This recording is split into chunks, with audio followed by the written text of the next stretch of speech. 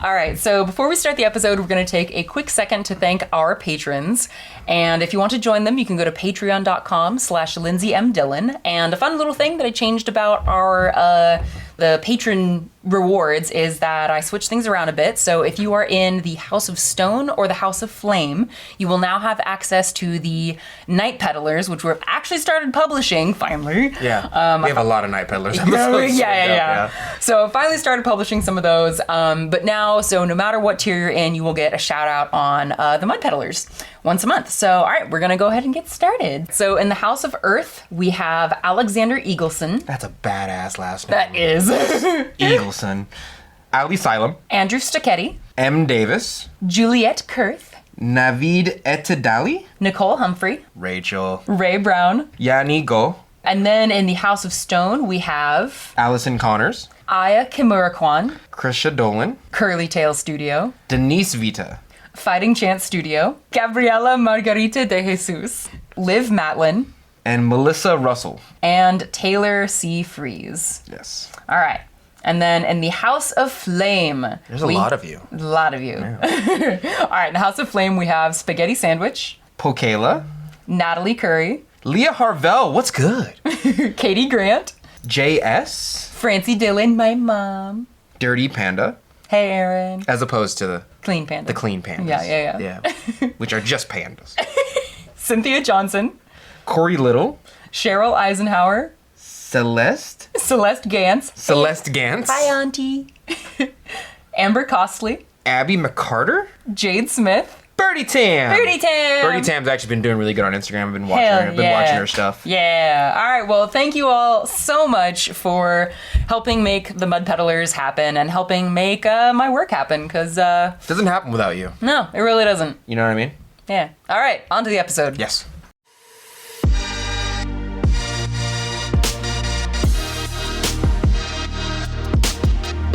This is The Mud Peddlers, a podcast where two nerdy ceramic artists share the behind the scenes of their worlds of clay. We're your hosts, Lindsey M Dillon. And I am Donte of Earth Nation. So Lindsey, the f*** have you been? Well, I've been a lot of places. First of all, I know I said this off air, but I have to say this on the air as well. I fucking missed you, dude. Like, No, you can't sugar me up. no, I'm Where have you been? I'm sugaring you up so much. I showed up. I rode my rollerblades. I don't have rollerblades. I'm making it sound worse than it is. And I show up here every week like a dog, like the dog. Did you really? No. Oh my god. Okay, thank God. Because I was gonna feel bad. I was gonna feel so 'Cause you bad. left me. Oh my god. Okay, yeah. So basically, dear listeners, what happened is I failed to communicate a lot of anything. Yeah. No. Like I thought that I had told Donte that I was gonna be visiting my dad, who had gone back to. It's complicated to talk about. Anyway, basically, my dad and I were traveling, and we went to Morocco and Spain for basically most of the month of April. And Randomly. Yeah. Not like on a mission, not to like go off somebody. Yeah. Not for money, not like, it wasn't like a body you're getting paid a couple G's to do. Just felt like going. Yeah. Well, I mean, Morocco's not even that like remote, to be honest. Like Morocco is like Africa light, to be honest. Okay, that's fair. Yeah. Depending on like where you are, right? But like, I mean, okay, that's kind of a screwed up thing to say. That is, well, people from Morocco will be like, no, we ain't. Yeah. Well, I guess I'll say, though. yeah. Like some people think that Morocco is like as remote as Sudan or something. Right, yeah. And it's like, no, like Morocco, it's a stable, it's a democracy. They have a king, but it's like how England has a queen? Yeah, Or now a I king. guess, yeah. Rip. Big Anyway, big rip. Yeah. Oh, I was actually sad when the queen died, but that's another thing. Thing is, there's certain old white ladies in my life that can die and I'll be sad, and the queen's not one of them. Really? Was But- Betty White one of them? Dude, if Betty White was White did fine. die, yeah. Well, I felt worse for Betty White than I did for the queen. Yeah, that's fair. Because with great power comes great responsibility, you know? Yeah. And like the queen for a while was just like, takes care of itself. But it didn't. It did not. Some of it didn't, Yeah. and she got a lot of flack for it. There's a whole, I don't know. It's a whole, yeah. It's I don't know a enough whole, about that to speak on. Yeah, no, to be honest, I don't really either. But other if than Dolly just, like, Parton dies, I'm burning this town down. Okay, I'm gonna knock on wood. I also knocked on wood. Yeah. Donte. Yeah, so I was in Morocco, and so what was funny is like, okay, looking at the span of events, in March, we went to IMCO. Okay. Then at the very beginning of April, I went to Seattle to go to Sacramento with Cody and a couple of friends of ours who live up in that area. I remember you telling me Sacramento. Yes. And then I saw your Instagram and you was with camels. Like in the desert. Yeah. And I was like, that's not Sacramento. That is not Sacramento. If Instagram didn't exist, I would have thought that you died in Sacramento.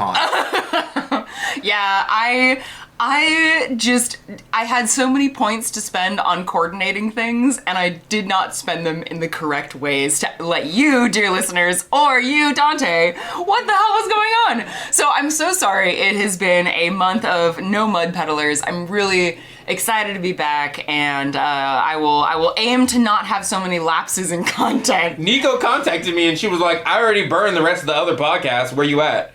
Like, where's your podcast? Oh my God. And I was like, Lindsey's I know. out right now. I know. That was actually the one thing as I was scrambling to like get everything ready. Cause basically, so I got back from SoccerCon and then I had like a day and then the next day I left for Morocco. So I was like, oh, I gotta edit the podcast. But then between packing and everything else, I was literally in the car on the way to the airport and I went, oh, I forgot to edit the podcast. Cause the one from IMCO I haven't even, but you know, it's okay, cause Ryan and Becca published theirs. They did. I listened to the one from Ryan and Becca. Yeah, so I'm sorry, guys. I appreciate their rendering of it too. Mea culpa!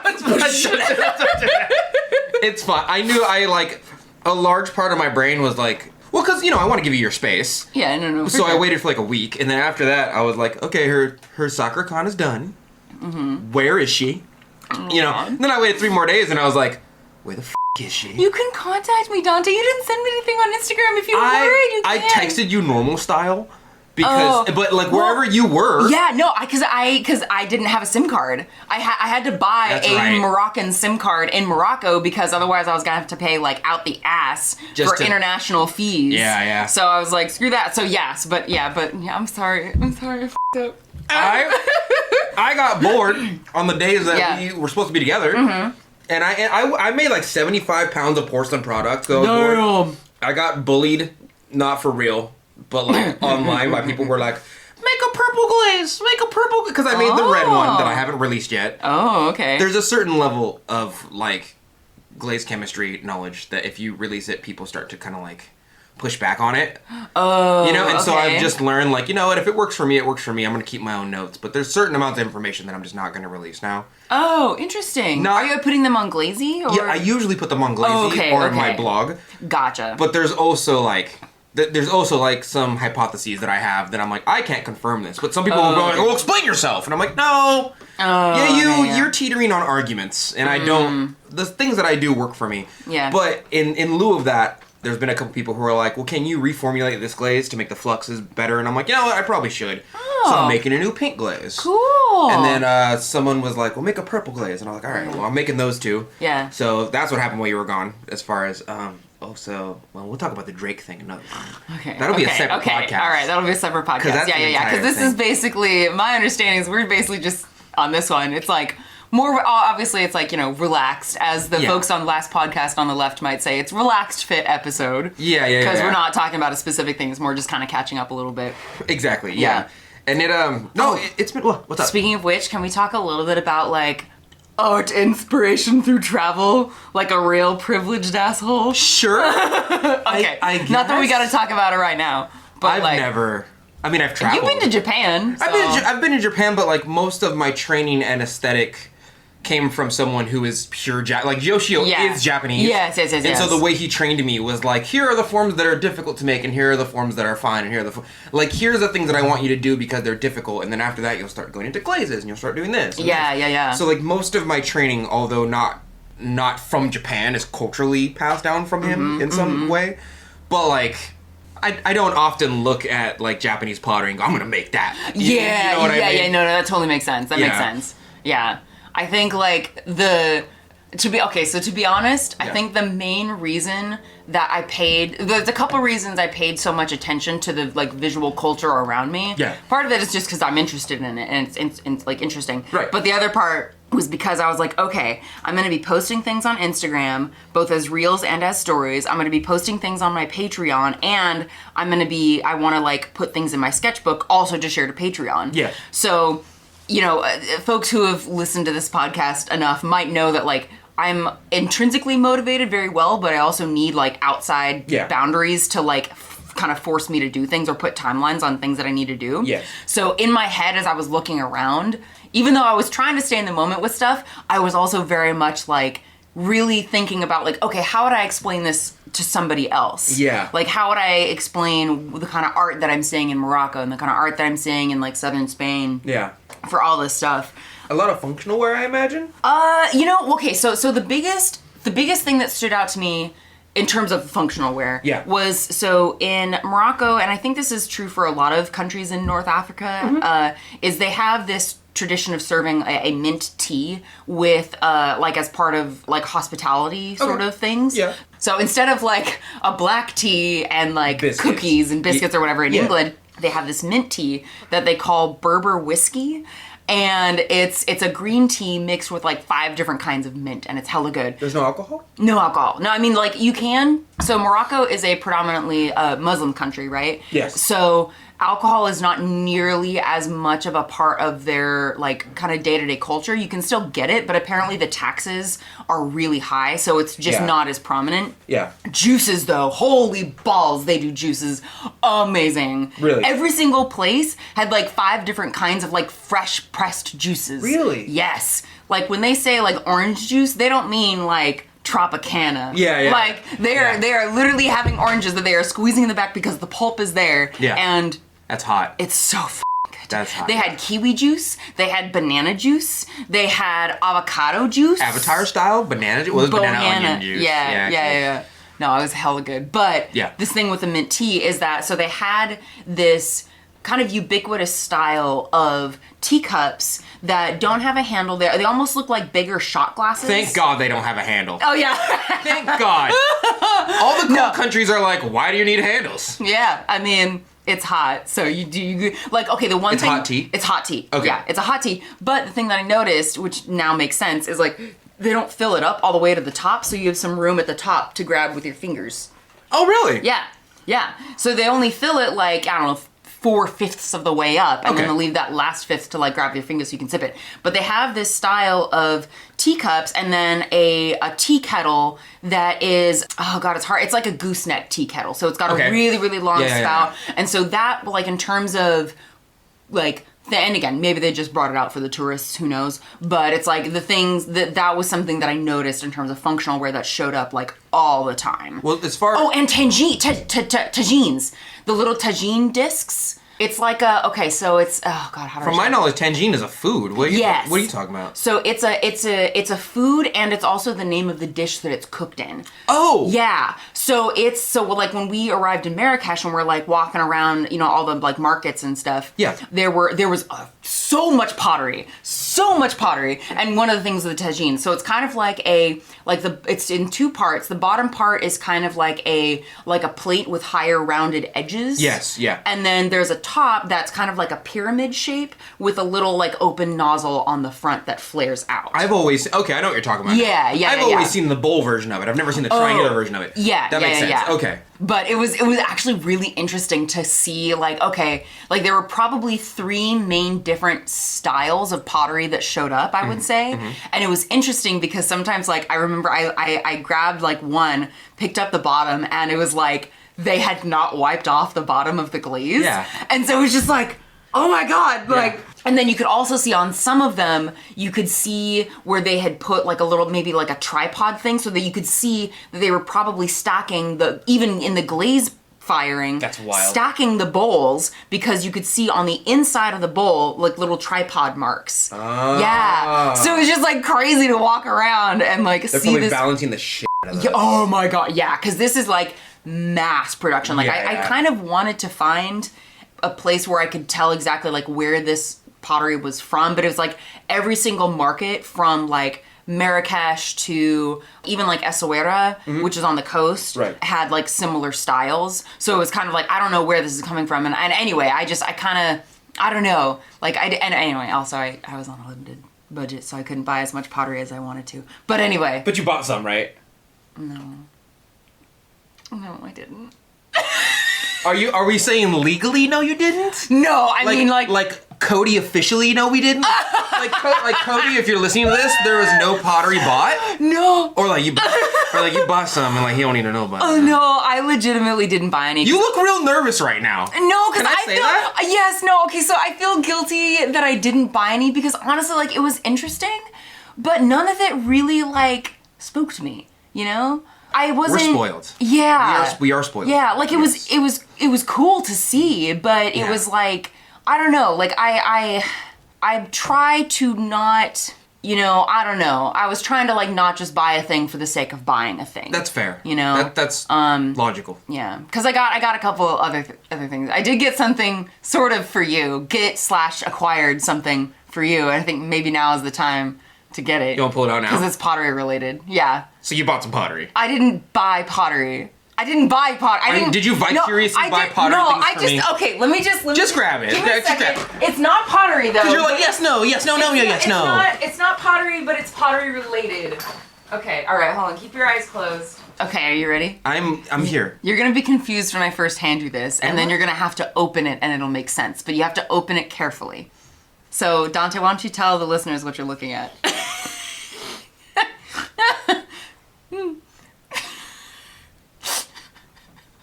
Tell the listeners. Are you trying to slip me antidepressants? No. I'm not that depressed. It's a prescription bottle. I have two modes. I'm garbage and I'm a god. It's not a prescription. You gotta open it. Okay. Carefully.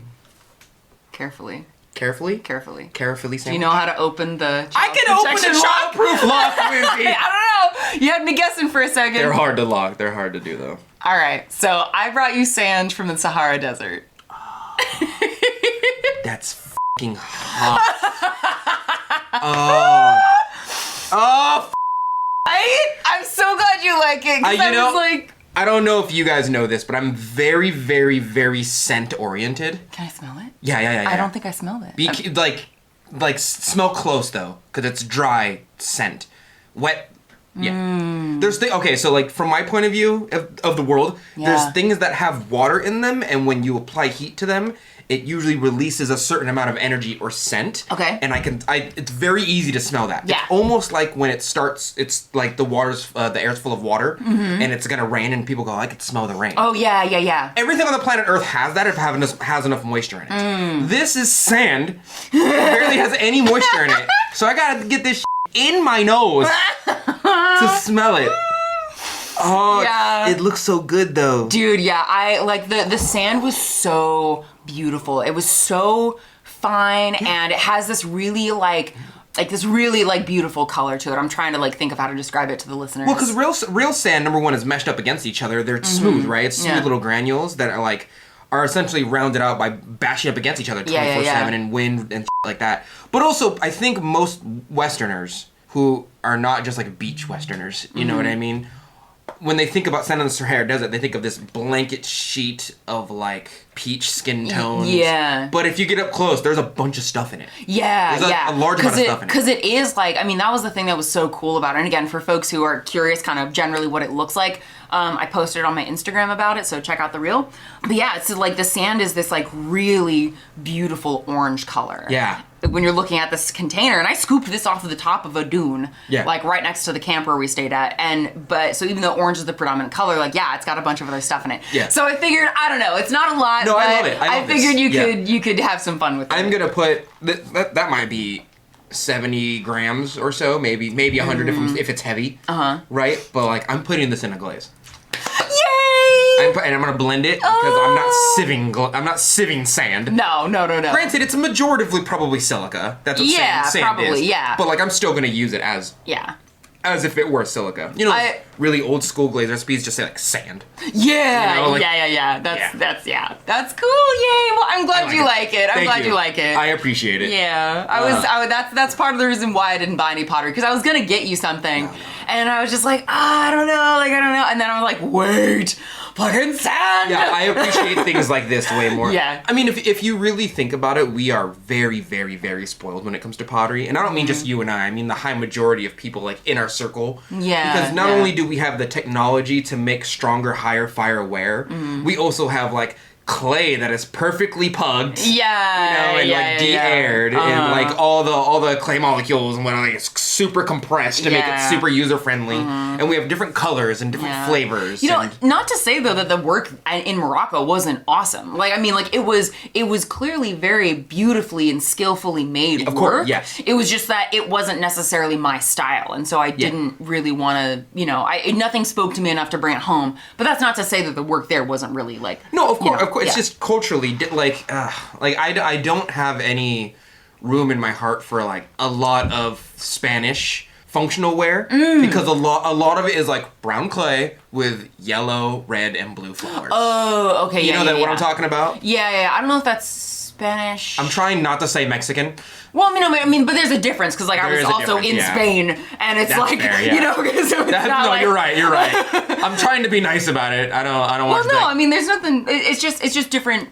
Different culture. Yeah, different stylistic, and again, I'm trying to figure out, like, again, how to say this because we're talking about our own personal preferences, not saying that, you know, Mexican ceramic art or any other culture is inherently worse or anything like that. It's just I just don't like our preferences for styles. Exactly. Yeah. Like I'm not saying blondes are garbage. I'm just not attracted to blondes. Fair. Yeah. The high majority of places that I've seen, especially out of I don't want to say American, but specifically a Western sense because I'm very much a Westerner, is that like we have. All of our stuff is hand-chosen and very individual and specialized towards the individual, right? But whenever I've gone somewhere else, it seems to be very culturally not manifested, but group-oriented, where it's like, we made this pot, it serves this food that we all usually eat, and this pot is made specifically for this food, such as a tangine. You know? Or like when I went to Japan, it was like, here is the standard teacup that we use. Here is the size. And it's like this big. Yeah. Our teacups are not that big. Yeah. I don't know that I'd say though that like Westerners and Americans like don't have that. Cause like I think Americans, for instance, are known for having bigger coffee mugs, right? I remember looking at the company who makes the serveware for the coffee shop that I used to work for. They have a latte cup that is specifically called like the American latte cup. Yeah, it's like a good 4 ounces bigger. It's too big. I mean, I like it, but I also have grown up with it. So, but that's what's fun about like traveling is that you get to, this is kind of gonna sound cheesy, but like when you travel, you get to not only see this other culture, but you get to see your own culture more directly highlighted through the contrast of the culture you're seeing. And that's the thing, again, like when I think about like things that I saw a lot like in the markets that gave me a, again, very generalized, very broad sense of the visual culture of that area was their metalwork is a big thing too, in addition to their pottery. And their like carpets are a big thing. And the patterns, like the intricacy of the patterns is just so amazing. Yeah. And oh my god, yeah. Well, it's and I was trying to lead into it, but like go. When you're fine. But when you look at like let's just say like pottery from Mexico. Sure. A lot of it, a large majority of their functional wear is just like low fire stuff with paints on it. Because the high majority of their usages for it is like, we need to heat up food in this, and we need a pot to do it, or we need a thing to do it. And I'm not saying there's not like higher fire, like cone 10, cone 5, cone 6 there. I'm just saying the majority of the stuff that I saw when I walked the streets was like, oh, this is just low fire with red and blue and yellow flowers. Oh, okay, The high majority of it. Or the things that hang from the strings. Sure. Like the things that you saw when you were there. Yes. Kind of like when I was in Morocco walking through the markets. It's like these are not like, you know, how do I say? Like we're saying, very broad strokes, generalizations of the kind of things that we see. Everything. Right. It's just like, it's the echo of the culture as far as their artwork goes that I saw on the everyday streets. Yeah. And that's, I'm so super not into that stuff. Because part of my brain's like, ooh, it's low fire. Oh my god. I 100% know that our species, as a human race, has survived for thousands and thousands and thousands and thousands of years. With low fire. And been totally fine using tools that have been low fire kiln, I'm gonna say kiln, because a lot of times they just pit fire, that have been, like, we've eaten off of low fire, right? We have spoons and forks and knives and tools, and we have been completely fine. But my super, like, I have a box that I control the fire in to the exact temperatures, and I know the flux ratios, and I know the silica to aluminum ratios, so if I want it to look a little more matte, I can control that with a calculator. Like, I am super spoiled. So whenever I see a pot that has, like, red and yellow flowers on it that's not fired past, like, cone 4, I'm like, meh! Oh my god. I'm spoiled. Well, I mean, at least you recognize it as your own cultural background, your own, you know, prejudices and all that. I look at it the same way that Cone 10 and, like, Saltfire artists look at my stuff. Like, you could just fire it higher, it's stronger. And I'm like, but it's as strong as it needs to be for functionality. And they're like, but it could be stronger. And I'm like, off with your elitist. I'm that guy for them.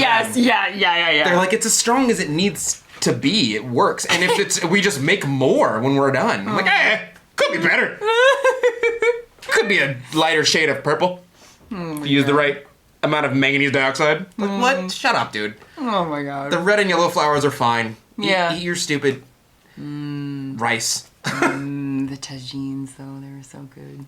Dude, the stuff we had and I keep forgetting what it was. The stuff we had in Ohio, that place that we went, that was which place? Indian-esque food, but it wasn't Indian. Oh, it was Nepalese. Oh, it was the best shit I ever had in my life. So good. Oh. Yeah, I wish I could remember the name of that. But yeah, it was food from Nepal, if I'm remembering correctly. At the risk of sounding incredibly uncultured, I did not even know anything about Nepal or Nepalese food at all. And then I ate there, and now I think they're gods. Now I'm like, oh, man. It's hella good. It's hella good. Other than taking care of baby, I haven't really been doing anything. We got, like, I just been through a ride of adult life while you were gone. Tell me about it. So, like, the washer started leaking. Oh my god. And because my house is, that part of my house is raised some kind of, like, linoleum or wooden floor, it bloated the wood. And it made the whole space rise. No. And so I had someone come and check it out, and they were like, yeah, I can't figure out what's wrong with your washer, but, like, I know there's a well in the back of most people's houses, like the same as your toilet water. Oh, okay, like there's a reservoir of clean water that it pulls through and then it cycles out the water. Okay. So they were like, yeah, we don't know what's wrong with it. So I was like, F it, I'm just gonna buy a new washer. Yeah. Spent like a G on a washer. Yeah. Right? I tried to buy a cheaper one, but essentially I went to like Lowe's and my wife was like, I want that one, $600. And I was like, I could swing $600 on a new washer for us, baby. Don't worry. And then they were like, do you want it delivered? And I was like, yeah, like that's more money. And they're like, do you want the warranty? And I was like, yeah. They're like, that's more money. And they're like, do you want new hoses just in case something's wrong with one of your hoses and you don't have the time to check it? And that's what the warranty's for, you bastards! Well, no, the warranty of the machine itself only covers the engine, but the warranty that I bought covers the rest of it. Okay. Because it says 3-year warranty on it, and then you buy it, and they're like, do you want to buy the warranty? And I was like, it comes with it. And they go, no, that's just the motor. Oh my god, I hate that shit so much. Yep. Oh my god. And so after all of that, it ended up being close to like $900 something. Close to a G. After all the tagged on stuff, right? Oh my god. And then we got it in the house, ran it a couple times, was still leaking! Oh my god. Was still leaking! No, dude! I hired a handy person, came over, and looked into my stuff, and he goes, oh, yeah, there's a bunch of grease in here. And I was like, what? And he goes, he explained the well thing. It was like where your water pulls from, right? Like it's shared by your sink and all that. So somebody, for the last like X amount of years, has been pouring grease down the drain. It's not us, because I'm the only one who cooks in the house. Yeah. And I don't pour grease down the drain. No. I just pour it in the garden like a normal person. Pour it in the sacrifice plant that I'm trying to kill on purpose. He was like, well, evidently the last house owners, because I only been there for 3 years. Yeah. Oh my god. He got this $10 tool. He was like, I'll be right back. Went to Home Depot, came back. Put some water down the super pressurized thing, and it pressurized it like a slicer, just went down the grease trap and made a giant hole. He cleaned it out, and he goes, there you go, give me $20. Oh. And I was like, that's it? He goes, yeah, it's $20. And I gave him $20, and he was like, cool. $10 to clear the line, took me 10 minutes, and then it was $1 a minute, and then cleaned it out. He was like, all right, need anything else? See you later. And I was like, I just spent like $30 or $40. Oh my god. Like, I used a Drano, hot water, my god. baking soda. I used all the stuff that like you don't want to call the handy person for. Yeah. I used it. And at the end of the day, he's like, yeah, give me a second. The Home Depot's 5 blocks away from my house. Came back, he's like, here you go. Oh my god. I was pissed. I was like, wow, I just spent like a G on a $30 problem. Oh my God. And then after that, Abel and I got real sick. No. Me, Abel, and the baby got super sick. Oh no, dude. Well, me and the baby healed pretty fast. Me and the baby were like a 3-day. Yeah. It's just like a flu or what? It was something at my job. In fact, it happened at my job to such an extent that they had to close 2 of the shifts because called out on the night crew, and they called me and they're like, "Donte, you don't gotta come in." Oh. And I was like, "You trying to fire me? What's going?" And she's like, "No, just everyone called out, and you would be the only person on shift." Oh yeah. And the other guy who'd be on shift who's not sick is just not answering. We just assume he's sick. Yeah. And that's why he's not answering. So, oh man. we know you're sick. We 100% know you're still sick because we're the ones who gave it to you. Yeah. And I was like, I was gonna come in anyway, and like, just stay home. No, don't do it. You can't do. We learned from the COVID times. You don't come to work when you're sick, Donte. Well, I got sick on Saturday. Okay. And like, no one else can run the Sunday shift, so I feel like segregated is the wrong word. Like quarantined yourself? Yeah, I quarantined. Well, I have my own section. Yeah. So like, if I'm ever sick, I can tell everyone like this. Nobody come even to ask me questions. Did you wear a mask? Yeah, I have to. If you're sick, you have to wear a mask at my job. Good. Mine's an anime one, but yeah. But like and then I sent Saturday sick, Sunday sick, Monday sick. I quarantined myself. Tuesday, Wednesday, Thursday, I had those days off. So I was working on the IMCO stuff because I have classes at IMCO soon. And then Friday, Saturday, they called me. They were like, "Don't come in, just don't come in." And then from, I want to say Thursday on, my wife and the baby were sick. Oh my God. Because I'm home and I'm sick around them. Yeah. The baby was fine after a couple days. Abel just ended her sickness today. Today's Wednesday, yeah. She just got better like yesterday. Oh no. Yesterday, yeah. Oh God, that sucks. The baby definitely built different. She's also a baby. She has a new human body, so they work better. But yeah, I mean, but she's got a new immune system, so. That too, yeah. And Abel's like, it's good if she gets a little sick, because like, her body's getting used to the germs and whatnot. But Abel's immune system is set. Oh my God. She gets sick off of a lot of things. Yeah. And then I cried because you weren't here. You bastard! You couldn't make me feel bad. I'm kidding. I won't cry. God damn it. And that's mostly it. That's mostly what happened. But other than that, I've just been working my sweet little buns off. I sent a 2-month class proposal to IMCO, and now I need to make a lesson. So I need to make 8 classes on like PowerPoint because I want to do slideshows. And then I want to say in about probably a month or so, I'm going to start teaching classes at IMCO. Yeah, dude. It was supposed to be like 4 months ago, but then I went to NCICA, and then I got sick, and then like, all these things. And dude, I'm so freaking stoked for you, dude. Like, that's gonna be, like, you are gonna have people clamoring to get into those classes. I don't know about that. Okay, listen, guys. As soon as Dante's thing drops, y'all get on My it. My thing do be dropping too, though. Yeah, do. My thing do be dropping. Oh, Donte. On your chin. That's not what I'm talking about. Oh, never mind. That's sexual harassment. Oh, sorry.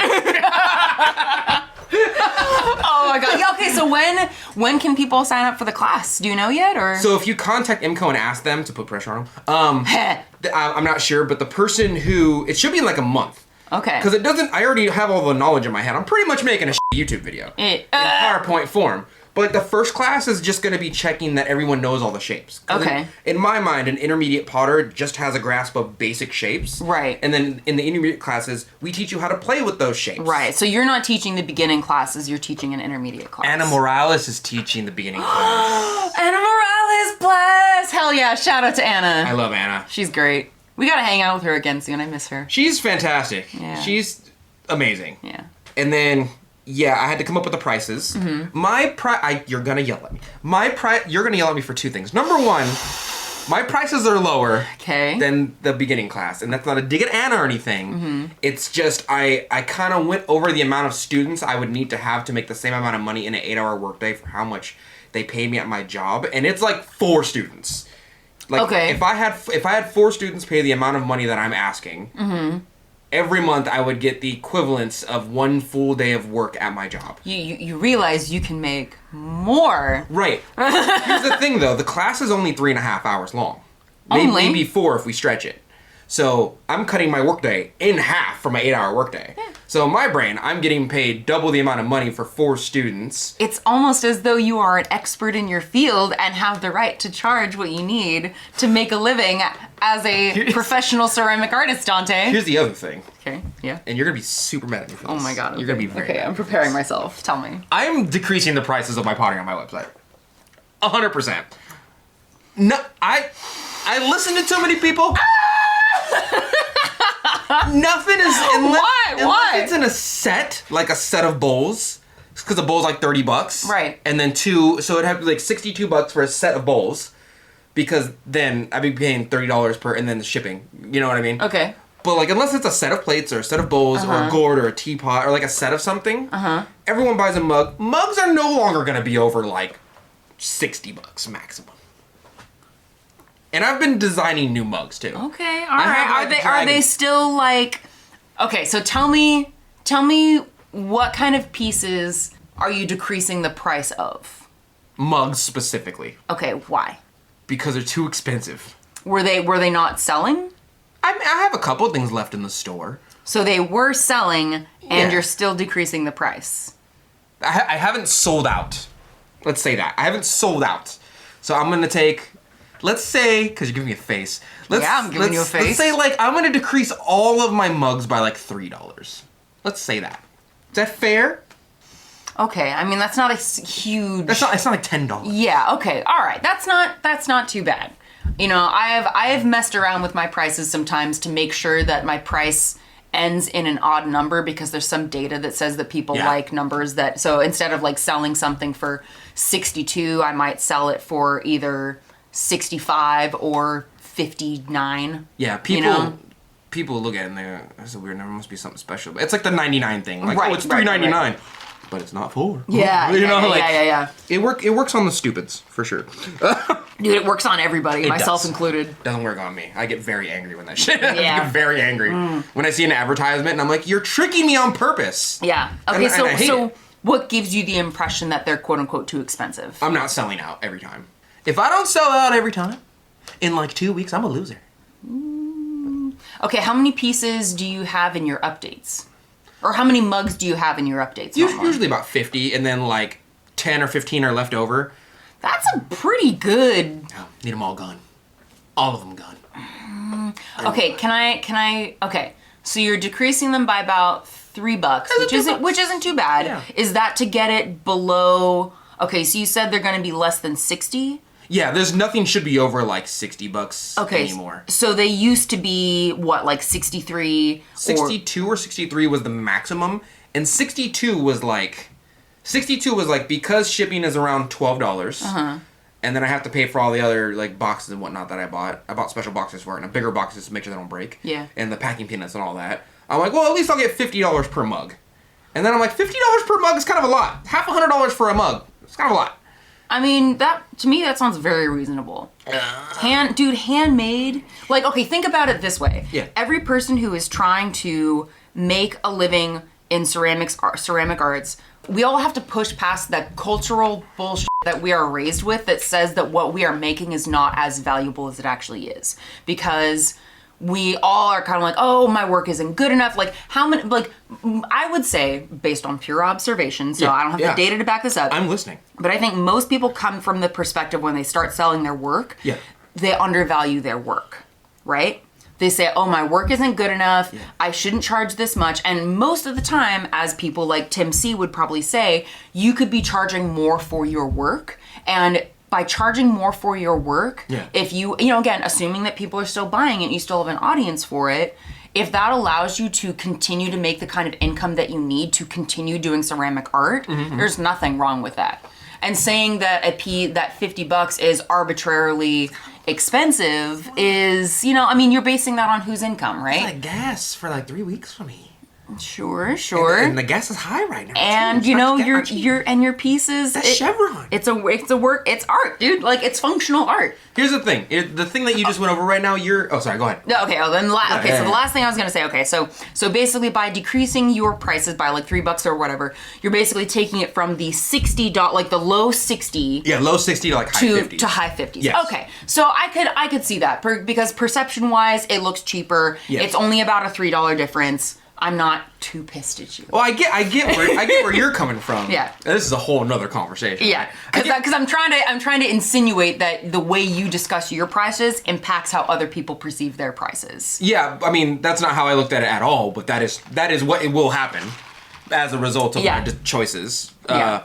But I will say that I know I'm good. That's like definitely when I first started out, I was like, yeah, my work's not that good. But now that I've gotten to the space that I'm at now, I'm like, no, I'm aware that I'm good. Like, sure, yeah. I can like develop my own glazes. Yeah. Because of the classes I've taken. I know the shrinkage rate and the absorption rate, and I know like the thermal expansion and all my like I know enough to get by the high majority of things that would become a problem in the clay world, right? Yeah. That being said, my brain is still like that. I think it's just because I was raised in a low class environment. I think I'm just like $50 is like electricity for the month. And that's if I turn off all the lights before I leave the house. Yeah. You know, like that's, you know what I mean? And then it's like, my work is good, but also it's not like, if the world ended, they wouldn't be like, oh, we need a potter so bad. Oh my God. I mean, I don't know. Potters were some of the earliest, professions other than prostitution. We definitely need prostitution. I cannot get by. Oh my God. Without my OnlyFans boys.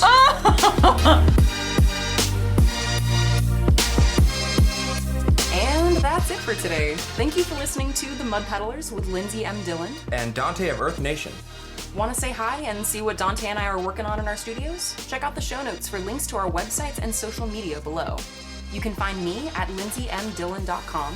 That's LINDSEY, M as in monster, DILLON.com. And on Etsy, Instagram, and Facebook at Lindsey M Dillon. And you can find me at Earth Nation Ceramics. It's spelled exactly how you think it's spelled, but you can also find me on my Facebook fan page and Instagram at the same name at Earth Nation Ceramics. If you enjoyed hanging out with us today, or you have a question or topic you'd like us to discuss, take a second to rate and review the Mud Peddlers in Apple Podcasts. It helps our podcast reach new listeners, and we really appreciate the feedback. Thanks again, and we'll catch you next time.